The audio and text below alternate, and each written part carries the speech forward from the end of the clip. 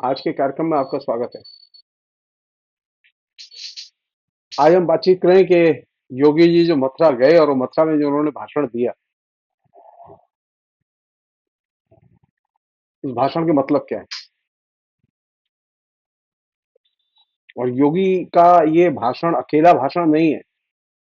वो इसके पहले विधानसभा में भी बोल चुके हैं, उसके पहले वो अनेक मंचों पर बोल चुके हैं, अनेक बार वो इलेक्शन मीटिंग में भी बोल चुके हैं। और उनकी एक इमेज और उनके जरिए एक व्याख्या, वैसे वो व्याख्या आरएसएस के अधिकांश बड़े नेता बोलते रहते हैं, वो उसी का ही अनुपालन कर रहे हैं। और व्याख्या क्या है? भारत जो है वो हिंदू धर्म का देश है और भारत जो है वो आस्था का देश है।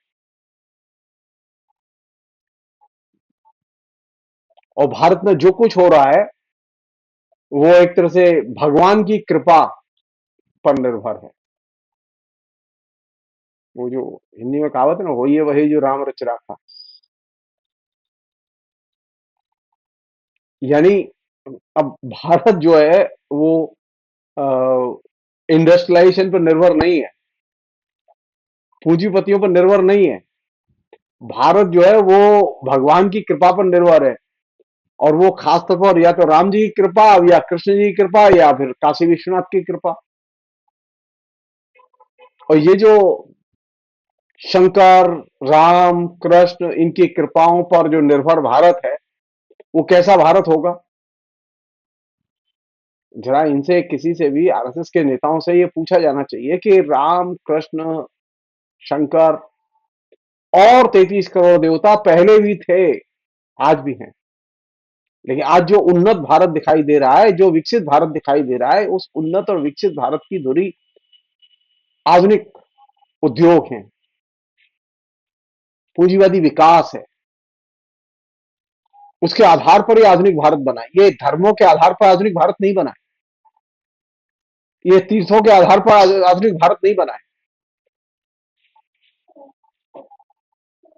और ये आधुनिक भारत को बनाने में किसी सुपरमैन की कोई भूमिका नहीं रही है। तो अभी स्थिति ये हो रही है कि भारत को, जो आधुनिक भारत था, जो कि इंडस्ट्रियलाइजेशन के जरिए जिसने अपना विकास किया था, उसको जहां एक को डी इंडस्ट्रियलाइज करके हाई टेक्नोलॉजी के दायरे में ले जाके, अब वो जिसे कहें कि अ, कृत्रिम बुद्धि से उद्योग संचालित होंगे, इसके दायरे में ले जाके अब कृत्रिम बुद्धि से, अरे हिंदू बुद्धि तो अपने आप में ही कृत्रिम बुद्धि है। रियल बुद्धि तो काम नहीं करती हिंदू बुद्धि में। आरएसएस के लोगों के पास में जो आर्टिफिशियल इंटेलिजेंस है, वो उसका बहुत गहरा संबंध है इस आधुनिक युग की आधुनिक युग की कृत्रिम बुद्धि से। क्योंकि ये कृत्रिम बुद्धि, चाहे वो हिंदुत्व की हो चाहे वो कंप्यूटर की हो, वो आपको रियल चीज देखने नहीं देती और रियलिटी देखने नहीं देती। और ये जो सब कुछ भगवान की कृपा पर निर्भर है, राम जी की, कृष्ण जी की, शंकर जी की, तो ये तो एक तरह से भगवान की सृजनात्मक क्षमता को मानना और उस पर जोर देना हुआ। भगवान खुद अपनी सृजनात्मक क्षमता के बारे में इतने भरोसे से नहीं कह सकते जितने भरोसे से योगी और मोदी कह रहे हैं। और अब इसका एक नया जो रूप है जो सामने आ रहा है, वो ये कि जहां पर भी योगी के भाषण हो रहे हैं, जहां पर भी मोदी के भाषण हो रहे हैं, वहां पर हेट कैंपेन जरूर हो रहा है। मोदी और योगी डायरेक्ट हेट कैंपेन कई बार करते हैं, कई बार नहीं करते। लेकिन अब जो आज तक का मैं प्रोग्राम देख रहा था इंटरनेट पर, तो बकायदा उसमें योगी के प्रोग्राम के साथ साथ एक छोटा सा प्रोग्राम जो है वो हेट स्पीकरों का भी था। अच्छा, ये हेट स्पीकरों का प्रोग्राम कुंभ में भी आया। ये हेट स्पीचेस का प्रोग्राम जो है वो अयोध्या के मंदिर की मूर्ति की प्राण प्रतिष्ठा के समय भी दिखाई दिया। कमाल है। भगवान की कृपा पर हेट बुद्धि आती है। योगी कह रहे हैं कि ये होली का त्योहार सबका त्योहार है और वहीं योगी के साथ जो योगी के आयोजन करता है, वे कह रहे हैं कि ब्रज क्षेत्र से मुसलमानों को काम काज से दूर रखा जाए।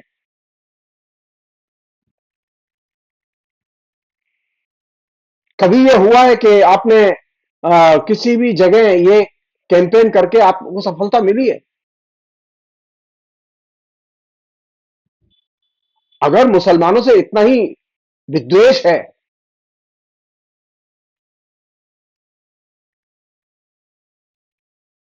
तो इन लोगों को अलग से हिंदू राष्ट्र की मांग करनी चाहिए।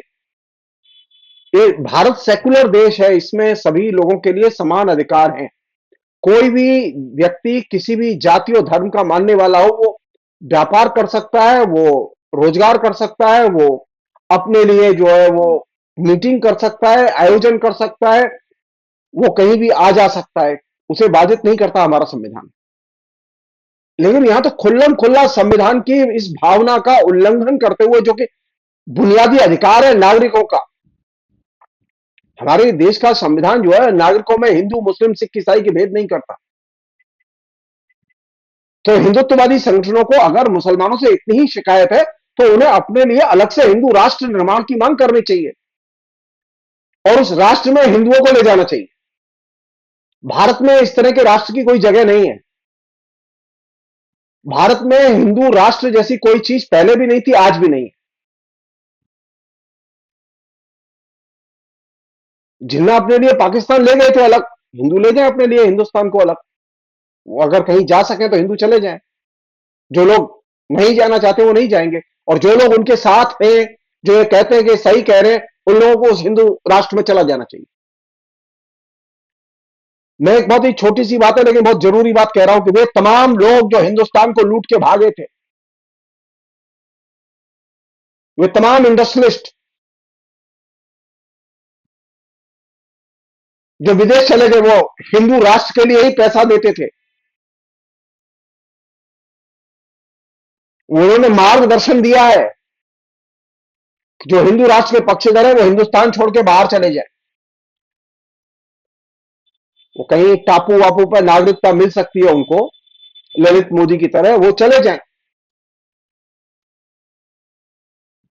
वहां जाके ये भगवान की कृपा पर सब निर्भर है, ये प्रचार करें। हिंदुस्तान में रहना है तो हिंदुस्तान के संविधान के अनुसार कृष्ण को भी काम करना पड़ेगा, राम को भी काम करना पड़ेगा, कुंभ को भी काम करना पड़ेगा, नरेंद्र मोदी को भी काम करना पड़ेगा और योगी को भी काम करना पड़ेगा। भारत का संविधान सर्वोपरि है, भगवान सर्वोपरि नहीं है। इससे भगवान को अब संविधान के अनुसार काम करना होगा। संविधान जो व्यवस्था देता है वो व्यवस्थाएं यहाँ के प्रत्येक नागरिक को और प्रत्येक संगठन को माननी होगी। और हमारा संविधान ये कहीं नहीं कहता कि हिंदुओं के त्योहार पर मुसलमान पार्टिसिपेट न करें और मुसलमानों के त्योहार पर हिंदू पार्टिसिपेट न करें। कहीं पर भी ये बंधन नहीं है। मुसलमानों के त्योहार होते हैं तो मुसलमानों के घर की औरतें हिंदुओं की दुकानों से जम के खरीदारी करती हैं। हिंदुओं के त्योहार होते हैं तो हिंदू निकल के मुसलमानों की दुकान से जमकर खरीदारी करते हैं। ये एक नया फिनोमिना शुरू हुआ है कि नहीं, होली पर मुसलमान ये चीज न बेचें। ब्रिज की संस्कृति का ये हिस्सा नहीं रहा है। ब्रिज में रसखान भी है, रहीम भी है, सूरदास भी, मीरा भी है, लेकिन इन सबके यहां, किसी के यहां कृष्ण को लेके, ब्रिज को लेके, होली को लेके ये सड़ी हुई बुद्धि नहीं है कि मुसलमान नहीं रहेंगे, मुसलमान ये काम नहीं करेंगे, मुसलमान ब्रिज क्षेत्र में नहीं आएंगे। ये जो हेट कैंपेन है, ये हेट कैंपेन हिंदुस्तान के संविधान के एकदम विपरीत है। और योगी को और मोदी को इस तरह के हेट कैंपेनों से अपने को अलग करना चाहिए और इन्हें रोकना चाहिए। एक अन्य चीज जो मीडिया जिस तरह से प्रोजेक्शन करता रहा है और अभी भी कर रहा है वो ये कि योगी तो सुपरमैन है और मोदी सुपरमैन है, और ये सुपरमैन तो कुछ भी कर सकते हैं। योगी और मोदी सुपरमैन नहीं है। ये सुपरमैन तब तक ही है जब तक कि जनता अपनी मांगों के लिए आंदोलन नहीं कर रही है।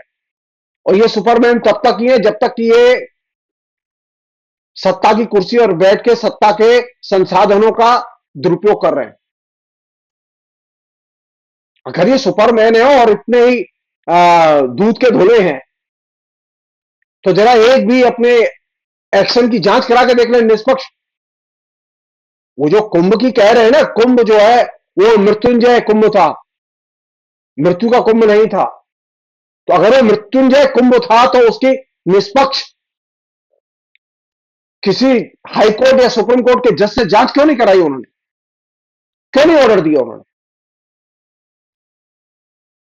क्यों वहां पर जो भगदड़ मची और लोग मारे गए, विभिन्न हॉस्पिटल्स में लोग थे, उसके डाटा छुपाए गए, क्यों नहीं उसकी जानकारी दी गई अभी तक? क्यों सारी सूचनाएं सप्रेस की गई? कहीं घटना होती है, कहीं कोई चीज घटती है तो उसकी जांच के लिए उस स्थान को सुरक्षित रखा जाता है जिससे कि जांच अच्छे से हो सके, लेकिन ये तो नहीं किया गया। ये बात मैं इसलिए कह रहा हूं कि ये जो सुपरमैन का जो लेवल है और ये दूध के धुले हैं इसका जो लेवल है ये एकदम गलत है। एक अन्य चीज, ये जो काशी, अयोध्या, मथुरा इसके नाम पर वो सिर्फ हिंदू मुस्लिम विद्वेष की बात नहीं है, बल्कि अंधविश्वासों का एक तरह से प्रोजेक्शन भी है और अविवेकवाद की एक तरह से आंधी मीडिया के जरिए पैदा की जा रही है।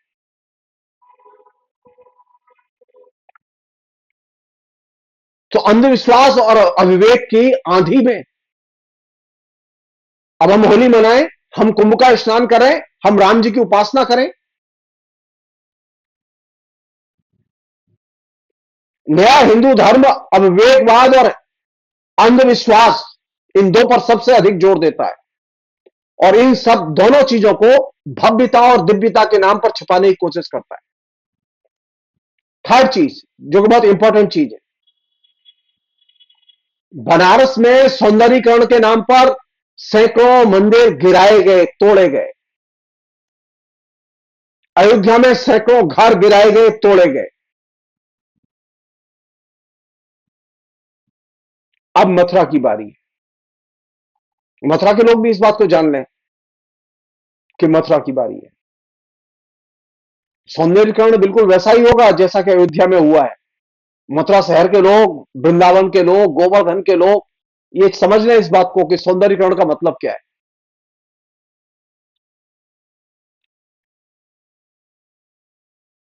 योगी जिस तरह से कृष्ण को लेके, अयोध्या को लेके और काशी को लेके बोल रहे थे, उससे एक चीज लग रही थी कि वे लोगों के बीच में आस्था का जादू चलाना चाहते हैं और जो अपनी अविवेकवादी जो हरकतें हैं, जो प्रशासनिक अकुशलताएं हैं और जो मानवाधिकारों पर जो खुलेआम उल्लंघन हो रहे हैं उनके शासन में, उनको छिपाना चाहते हैं। इस तरह की जो उनके कवरेज आते हैं वो कवरेज इंटेलेक्चुअल्स के लिए भी चुनौती है। लेकिन हमारे इंटेलेक्चुअल्स की तो बड़ी मुसीबत यह है कि उनमें से ज्यादातर इंटेलेक्चुअल्स टाइम टू टाइम बोलते हैं, कभी ओकेजन पे साल 6 महीने में बोलते हैं। फासिज्म से लड़ाई कभी भी ओकेजनल स्पीचेस से नहीं लड़ी जा सकती। अभी जो नव्य फांसीवादी जो मुहिम चल रही है विभिन्न राज्यों में, और उस मुहिम के तहत संविधान में जो पूरे राष्ट्रीय स्तर पर जो अधिकार है जनता के, वो सिस्टमेटिकली टुकड़ा टुकड़ा करके हर राज्य में कटेल किए जा रहे हैं। आप उससे नहीं लड़ सकते। और हर जगह एक अतीत और अतीत का महिमा मंडन और तात्कालिक अतीत, उस पर हमले, यानी सुदूरवर्ती अतीत उसका महिमा मंडन, और ये तात्कालिक अतीत है फ्रीडम मूवमेंट का। तात्कालिक अतीत है जो कि भारत के सेकुलराइजेशन का, जो राजा राममोहन राय से शुरू हुआ, उस पर लगातार विभिन्न तरीकों से हमले हो रहे हैं। तो महान कौन सा युग है? कृष्ण का युग, राम का युग, शंकर का युग। और खराब कौन सा है? धर्मनिरपेक्षता का युग, जिसकी की शुरुआत राजा राम मोहन राय, ईश्वरचंद्र विद्यासागर, दयानंद सरस्वती, इन लोगों ने की थी। एक अन्य चीज वो ये कि ये जो प्रोपेगेंडा है, जिसमें कि अंधविश्वास और अविवेकवाद, इन दो पर सबसे अधिक जोर है। अविवेकवाद इसमें क्यों कह रहा हूं मैं? मथुरा के कम से कम 1 दर्जन से अधिक मंदिर हैं, जो एक जमाने में मुस्लिम शासकों के द्वारा उनको बड़े पैमाने पर जमीन संपत्ति दी गई थी। मुसलमान शासकों के द्वारा दी गई संपत्ति से वे मंदिर मुक्त नहीं है। ये दिमाग से निकाल दें लोग कि मुसलमानों से मुक्त होकर कोई आधुनिक भारत बनेगा। नहीं बन सकता। और आधुनिक भारत छोड़ दीजिए आप एक आधुनिक राम जी का मंदिर बनाने गए, वहां पर भी मुसलमानों की बनाई हुई मूर्तियां लगी हुई हैं। हिंदुस्तान में जितने भी कारीगर हैं, उनमें से 90% कारीगर वो मुस्लिम कारीगर हैं। वो चाहे मूर्ति बनाने वाले हो, चाहे वो कसीदा करने वाले हो, या वो और दूसरे काम करने वाले कारीगर हैं। इन कारीगरों के बिना आप आधुनिक भारत की कल्पना ही नहीं कर सकते।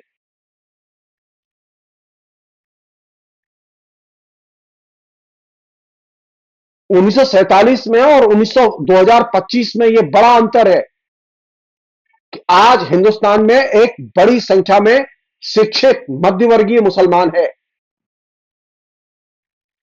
जो पिछले 75 साल के डेवलपमेंट में बाहर निकल के आया।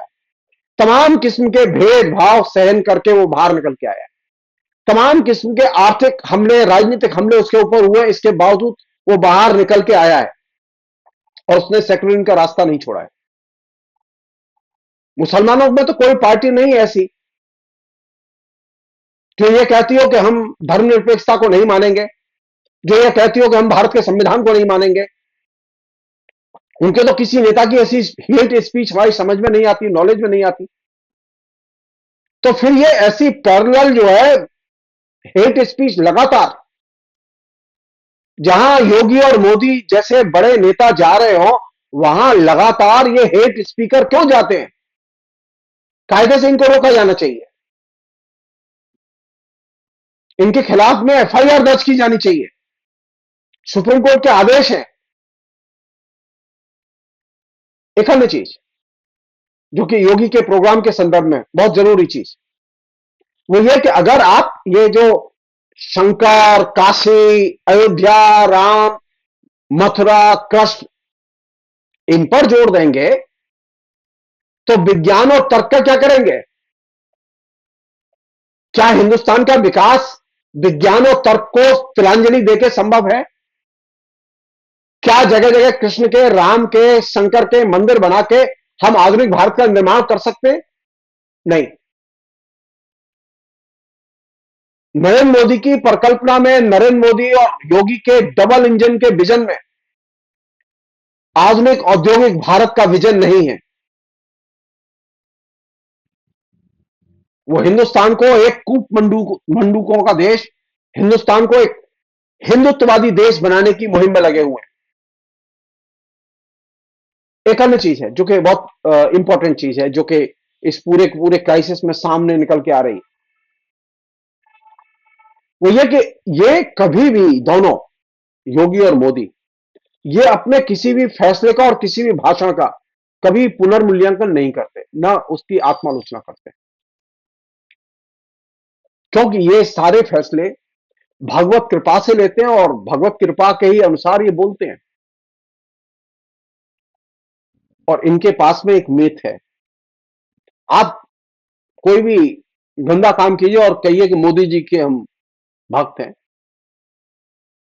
मोदी जी के अनुयायी हैं, मोदी जी की पार्टी में है, तो आपको किसी भी गंदे काम से मुक्ति मिल जाएगी। क्यों? क्योंकि मोदी का जो मंत्र है वो सबको पवित्र कर देता है। जैसे राम मंत्र, राम बोल के सब पवित्र हो जाते हैं, भगवान का नाम लेके सब पवित्र हो जाते हैं। उसी तरह इस जमाने में मोदी का नाम लेके सब पवित्र हो जाते हैं। सारे दुष्ट, अपराधी, माफिया, क्रिमिनल सब पवित्र हो जाते हैं। तो ये जो महत्ता अर्जित की है मोदी ने, ये महत्ता कम नहीं है। मीडिया ने इसे पैदा किया है, आरएसएस ने इसे निर्मित किया है लोगों के जेहन में, और कहा कि जो कुछ किसी चीज से संभव नहीं है वो मोदी के जादुई व्यक्तित्व से संभव है। और जादुई व्यक्तित्व कैसा? लोगों को रोजगार नहीं है, लेकिन रोजगार को लेकर लोगों में गुस्सा नहीं। इसे जादुई कहेंगे। इसे जादुई कहेंगे कि बेरोजगार लड़के घर घर घर बैठे हुए हैं, शिक्षित लड़के जिनकी पढ़ाई पर माँ बाप ने 20-25, 25, 30 लाख रुपए खर्च किए, उनके लिए नौकरी नहीं है। लेकिन उन लड़कों में कोई एंगर नहीं, उनके माता पिता में कोई एंगर नहीं है। सब कहते हैं कि मोदी है तो मुमकिन है, और मोदी सही काम कर रहे हैं। यही लोग 2014 के पहले बड़ी संख्या में पढ़ने वाले बच्चे साल 6 महीने की मशक्कत के बाद नौकरी पा जाते थे। आज वे नौकरी बिना पाए घर घर घूम रहे हैं, गली गली घूम रहे हैं।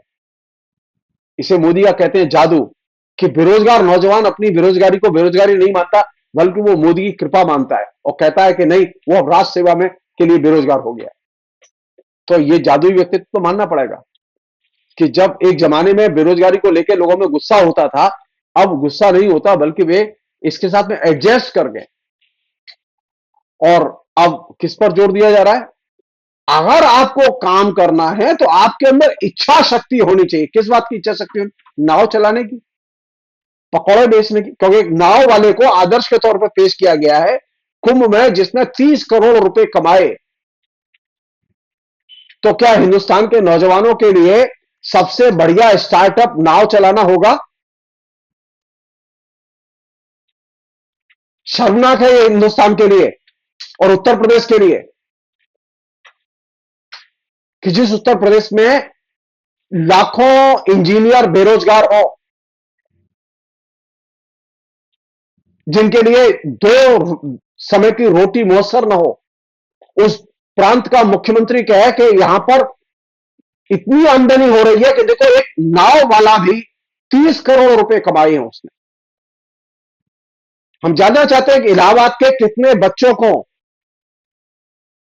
बीजेपी के पिछले 10 साल के शासन में,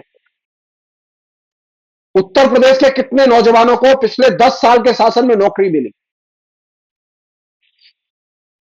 खाली एक व्हाइट पेपर जारी कर दें कि बीजेपी के 10 साल के शासन में उत्तर प्रदेश के इतने हजार नौजवानों को पक्की नौकरी दी गई। हालत इतनी भयानक है कि मनरेगा के पैसे भी अब नहीं आते। सड़क खोदने के लिए, खेत खोदने के लिए, नहर बनाने के लिए, जो खेतों में काम करने के लिए जो लोगों को मजदूरी मिलती थी, 100 दिन वो घट के अब 42 दिन हो गई, और 42 दिन का भी पैसा भी गांव नहीं पहुंचा है।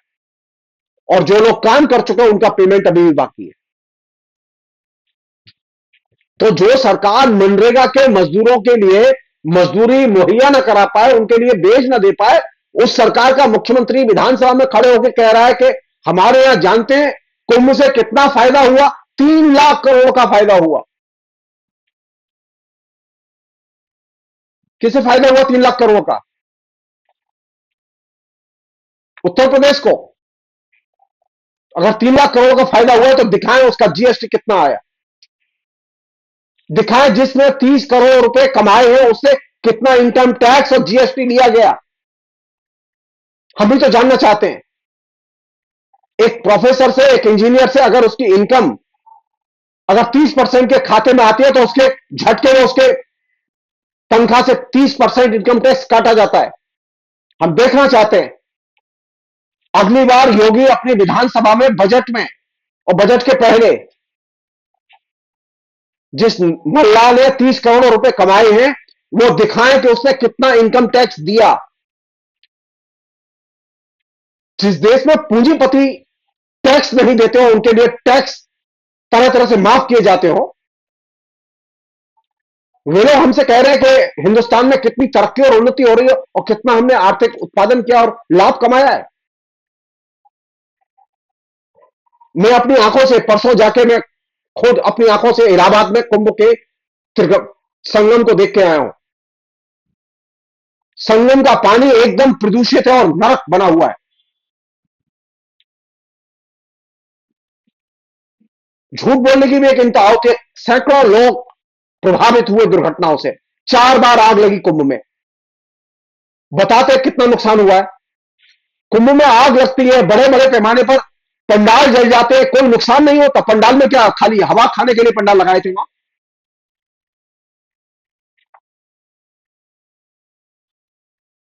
तथ्यों को छुपाना, सत्य को छुपाना, यह नया स्टार्टअप है जो कि योगी ने शुरू किया है मीडिया में। नया स्टार्टअप यह नहीं है कि किसी ने नाव से धन कमाया। नया स्टार्टअप यह है कि जो लोग मर गए, जो लोग घायल हो गए, जो लोग गुम हो गए, उनका डाटा नहीं दिया गया। यह नया स्टार्टअप है। तथ्यों को छिपाना एक नए किस्म का स्टार्टअप है जो कि पूरे देश में अभी हमारे जहन में उतार दिया गया है। और किस बिना पर उतार दिया गया? इस बिना पर उतार दिया गया, हम तो भगवान की कृपा से सब कुछ कर रहे हैं और जो कुछ हो रहा है ईश्वर की इच्छा से हो रहा है। मर रहे हैं तो लोग इच्छा से मर रहे हैं। पंडाल में आग लग रही है तो इच्छा से लग रही है। लोग अगर चल नहीं पा रहे हैं और पैदल 20 किलोमीटर चलना पड़ रहा है तो भगवान की कृपा से चलना पड़ रहा है। और बस चल रही है तो यह भी भगवान की कृपा से। ट्रेन चल रही है तो भगवान की कृपा से। अरे जब भगवान को ही सारी कृपा करनी है तो मुख्यमंत्री की कुर्सी छोड़ दो। मुख्यमंत्री की कुर्सी पर मनुष्य को बिठाया गया, भगवान को नहीं। शंकर उत्तर प्रदेश के मुख्यमंत्री नहीं है। राम और कृष्ण उत्तर प्रदेश के मुख्यमंत्री नहीं है। उत्तर प्रदेश का मुख्यमंत्री एक आदमी है, व्यक्ति है, मनुष्य है। उसको मनुष्य की तरह सच बोलना आना चाहिए। एक अन्य चीज है जो कि आखिरी चीज फिलहाल के संदर्भ में वो ये कि ये जो बार बार कैंपेन हो रहा है नीचे, उस कैंपेन की लेयर्स को समझने की जरूरत है। मीडिया के जरिए नरेंद्र मोदी क्यों कर पा रहे? क्योंकि उनके अंदर इच्छा शक्ति है। योगी क्यों कर पा रहे? उनके अंदर इच्छा शक्ति और आत्मबल है। अरे ये सुपरमैन, इच्छा शक्ति, आत्मबल, ये आस्था, भगवत कृपा, ये एक नए किस्म का जादुई मिथ मीडिया हमारे जहन में उतार रहा है। और इस सुपरमैन, आत्मबल, इच्छा शक्ति, इस तीन चीजों के सम्मिश्रण से जो चीज निकल रही है वह फेक मुख्यमंत्री, फेक कामकाज, फेक प्रोपेगेंडा। मुझे रियल मुख्यमंत्री चाहिए और रियल प्रधानमंत्री चाहिए। जब मैं कह रहा हूं फेक मुख्यमंत्री और फेक प्रधानमंत्री तो इसका मतलब यह है कि मुझे ऐसा मुख्यमंत्री और प्रधानमंत्री चाहिए जो सच बोले, सच के अलावा कुछ ना बोले। लेकिन योगी को सच से एकदम नफरत है। अरे इस बात को स्वीकार करने में क्या परेशानी थी कि वहां इतने लोग मर गए, इतने लोग घायल हुए, फला हॉस्पिटल की ये रिपोर्ट है, फला हॉस्पिटल की ये रिपोर्ट है। ये विधानसभा में स्पष्ट रूप से बोलने में क्या जीभ कटती है इससे? क्या इससे आपके काम में कोई कमी आती है? कहीं कोई चीज है। वो चीज क्या है? सच। सच को छिपाने की कला। सो नया जो डबल इंजन का जो ईंधन है वो यह सच को छिपाओ, अधिक से अधिक सच को छिपाओ, लोगों को दूसरी चीजों में भ्रमित करो और खासतौर पर धर्म में उलझाओ। और जनता से कहो कि घर से निकलो तो मंदिर में आओ और मंदिर से निकलो तो घर में आओ। सड़क, मेमोरेंडम, आंदोलन, अपने जीवन की समस्या, इन पर विचार मत करो।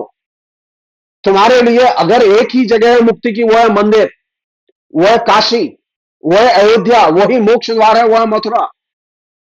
तुम्हारे लिए मोक्ष नौकरी नहीं है।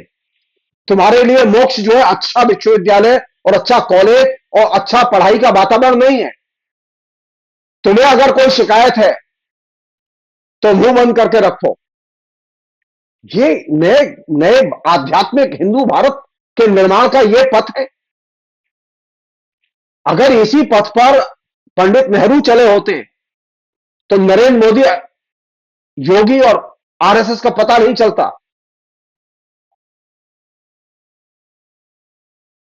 भारत का संविधान सबके लिए, सबको समान रूप से देखता है। वो जाति का, धर्म का, लिंग का भेद नहीं मानता। लेकिन एक नया स्टार्टअप शुरू हुआ है, वो है हिंदू स्टार्टअप,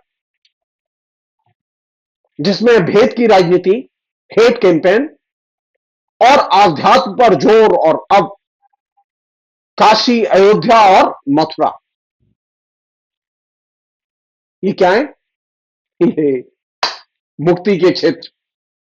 अगर तुम्हें मुक्ति चाहिए तो आओ तीर्थाटन करो और मुक्ति जलपान करो।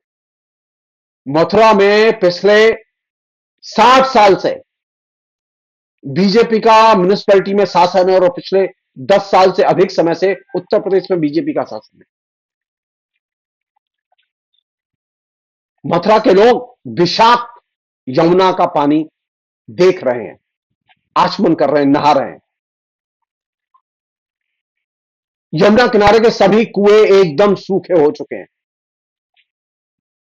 वो हमसे कह रहे हैं कि हम स्वच्छ पानी देंगे। हाँ, वो एक काम जरूर करते हैं, डोंग जिसे कहते हैं हम लोग, पाखंड, कि गंदा पानी रहेगा उसमें स्टीमर चलता रहेगा, गंदा पानी रहेगा उसमें यमुना जी की आरती होती रहेगी, जो कि होती है अभी, गंदा पानी रहेगा उसमें लोग तीर्थ स्नान करते रहेंगे, जो कि होता है अभी।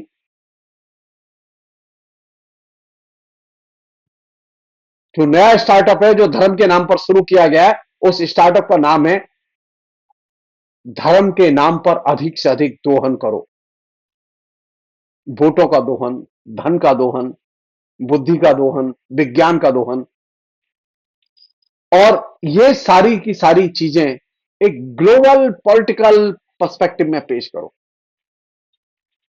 और कहो कि देश की प्रगति अगर किसी से संभव है तो वो सिर्फ धर्म से संभव है, और वो भी हिंदू धर्म से संभव है। और इस धर्म के खिलाफ में कोई प्रतिक्रिया देगा तो वो हम एक्सेप्ट नहीं करेंगे।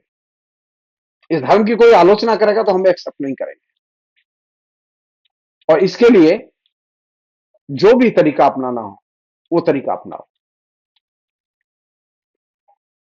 मथुरा ब्रिज की नगरी, अब वो ब्रिज की नगरी की अब मुसीबत है।